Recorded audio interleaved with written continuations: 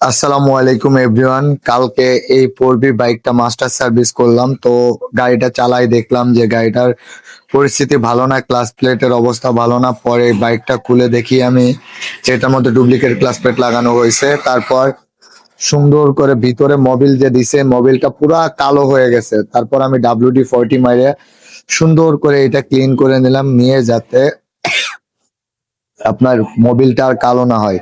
সেজন্য WD-40 মাইরে fresh করে তারপর হচ্ছে আমি নতুন মোবিল দিলাম, কারণ মোবিলটা অনেক দামি মোবিল ইউজ করা হয়েছে।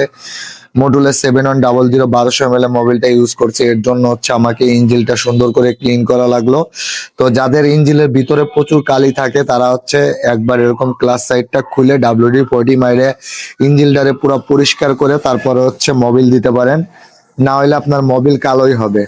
কারণ এটার মধ্যে অনেক ময়লা ছিল, সেই ময়লাগুলা সুন্দর করে আমি পরিষ্কার করে দেখেন কি পরিমাণ